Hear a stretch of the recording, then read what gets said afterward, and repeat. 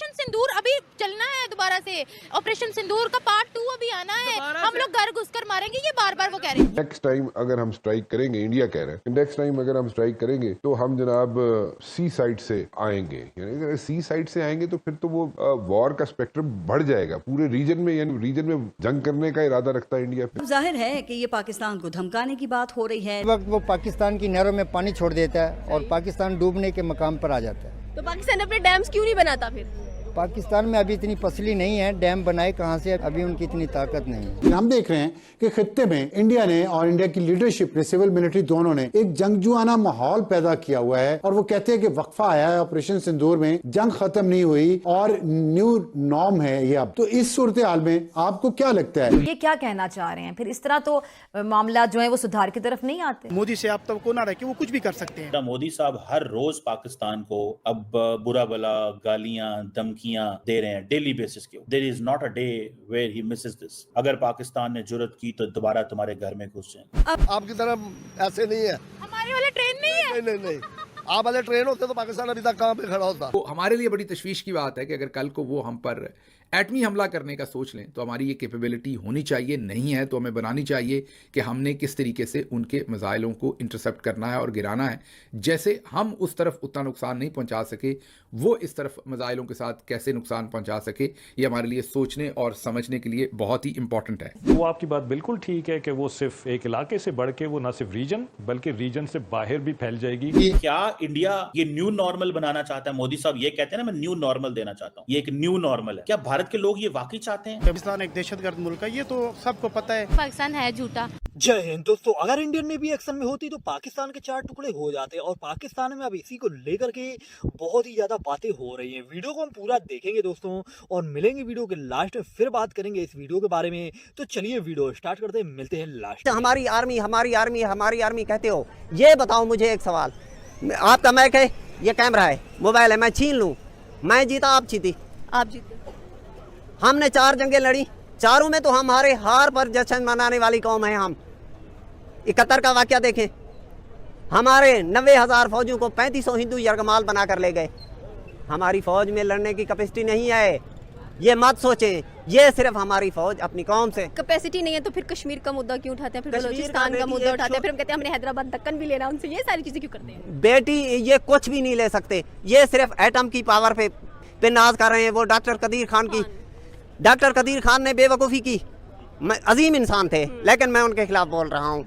मुझे दुख भी होता है क्योंकि उसने बेवकूफ़ी की। उस वक्त अमेरिका या इंडिया चला जाता तो इज्जत से होता। आज उनकी बेटियों का हशर देखा है। अच्छा, कश्मीर पर ये इशू चला रहे हैं, कश्मीरी तो आपसे नफरत करते हैं। आज़ाद कश्मीर में जाए, वो आपसे प्यार नहीं करते, नफरत करते हैं। वो पाकिस्तानियों से नफरत करते हैं, तुम तो उन पर चमटे हुए। इस बात पर आपको पता है आपके ऊपर केसेस हो सकते हैं? पाकिस्तान में सच बोलना भयानक जुर्म है, उसकी सजा उम्र कैद मौत से बदतर है। सच यहाँ नहीं बोल सकते, पहले भी नहीं बोल सकते थे, आज तो बिल्कुल ही नहीं बोल सकते। इंडिया की आप रिसर्च करें, उनके आर्मी चीफ 3-4 के बगैर बाकी तो किराए के घरों में रहते हैं। ऐसा ही है। अच्छा, आपके आर्मी चीफ फार्म हाउस सुने थे, बंगले सुने थे, ये तो जजीरे ले रहे हैं। इनकी जायदादों का इनके खिलाफ, क्योंकि पाकिस्तान में 2 कौमें हैं इनके साथ। एक मौलवी के साथ खिलाफ बोलेंगे सच तो आप पर कुफ्र का फतवा लग जाएगा। अगर आर्मी के भगवान के सामने, मैं उन्हें भगवान कह सकता हूँ, उनके खिलाफ कोई उनकी शान में गुस्ताखी करेंगे, सच बोलेंगे तो हमारी ज़िंदगी भयानक मौत से बदतर होगी।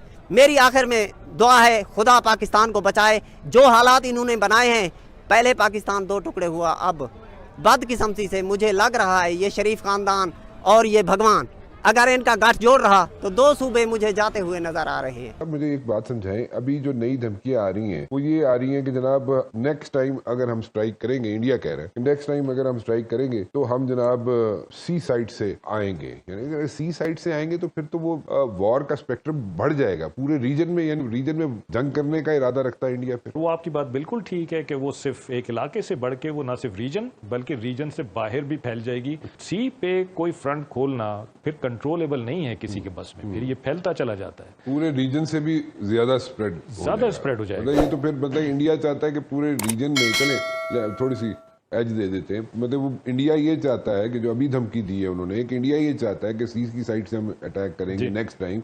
तो दैट मीन्स के in so many words India is saying कि मैं हम पूरे रीजन में जंग छेड़ेंगे, पूरे रीजन में जंग, तो फिर उसमें तो एस्केलेशन कॉस्ट बढ़ गई, जैसे ट्रेड की आप बता रहे हैं, एस्केलेशन कॉस्ट कहाँ से कहाँ चली जाएगी। आप लोगों ने ना फिर डरा दिया। तो हमारे लिए बड़ी तशवीश की बात है कि अगर कल को वो हम पर एटमी हमला करने का सोच लें तो हमारी ये कैपेबिलिटी होनी चाहिए, नहीं है तो हमें बनानी चाहिए कि हमने किस तरीके से उनके मिसाइलों को इंटरसेप्ट करना है और गिराना है। जैसे हम उस तरफ उतना नुकसान नहीं पहुंचा सके, वो इस तरफ मिसाइलों के साथ कैसे नुकसान पहुंचा सके, ये हमारे लिए सोचने और समझने के लिए बहुत ही इंपॉर्टेंट है। बहुत से लोगों को सच सुनने की आदत नहीं है, सच नेचुरली बड़ा पेनफुल होता है। देखिए, मैं ये समझता हूँ कि अगर तो आपने लड़के जीतना है तो मैं आपको लिख के देता हूँ, आप नहीं जीत सकेंगे। आपको सॉफ्टली पॉलिटिक्स करके विन ओवर करना है। एग्जैक्टली। अब आपको क्या लगता है, मोदी साहब डेली पाकिस्तान को एक धमकी लगा रहे हैं, डेली कोई ना कोई बड़ी धमकी लगा रहे हैं, आपको नहीं लगता कि पाकिस्तान को भी बोलना चाहिए? इस चीज़ पे पूरी पाकिस्तान में अवाम में ये चीज़ मायूसी पाई गई कि भाई हमारे जो इस वक्त लीडर बैठे हुए हैं, जो गवर्नमेंट चला रहे हैं, वो क्यों जवाब नहीं दे रहे हैं, कोई सख्त जवाब नहीं दे रहे। आखिर इसके पीछे क्या रीज़न है? इसका मतलब ये है कि पाकिस्तान एक दहशतगर्द मुल्क है। इंडिया के जो डिफेंस मिनिस्टर हैं, उन्होंने पाकिस्तान से रिलेटेड एक नई स्टेटमेंट दी है। राजनाथ सिंह की मैं बात कर रही हूँ। उन्होंने कहा है जी कि पहले जब पाकिस्तान और भारत में कशीदगी पैदा हुई थी, मसले मसाइल आए थे, टेंशन आई थी, तो हमने पाकिस्तान के 2 टुकड़े किए थे। उनका इशारा था बांग्लादेश की तरफ।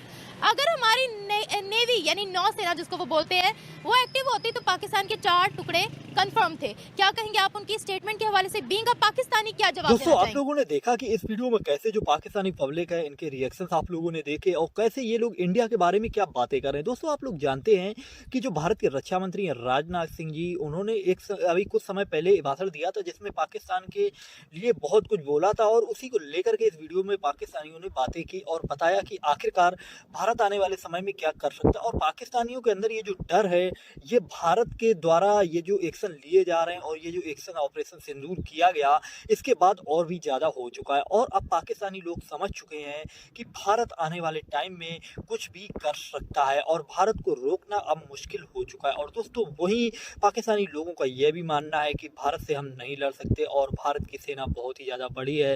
हालांकि जो बहुत सारे ऐसे पाकिस्तानी आप लोग न्यूज़ में देखते रहते होंगे, जो पब्लिक रिएक्शन अगर आप लोग देखते हैं तो उसमें देखते रहते होंगे कि जो पाकिस्तानी लोग हैं वो पाकिस्तान को नंबर 1 बताते हैं और ये लोग हमेशा चाइना के कदमों में डले रहते हैं और चाइना के दम पर उछलते रहते हैं। लेकिन अभी भारत ने कुछ समय से इतना अपना दबदबा इस हिस्से पे बना लिया है कि पाकिस्तान ही नहीं बल्कि चाइना और दुनिया के कई देश भारत की पावर को समझ रहे हैं। बाकी आप लोगों ने तो वीडियो देखी है, आप लोगों को वीडियो कैसी लगी? आप लोग भी इस वीडियो के बारे में अपनी राय कमेंट्स में जरूर देना। साथ ही अपने चैनल मेरा हिंदुस्तान न्यूज़ को भी सब्सक्राइब कर लेना। मिलते हैं नेक्स्ट वीडियो पे। जय हिंद, जय भारत।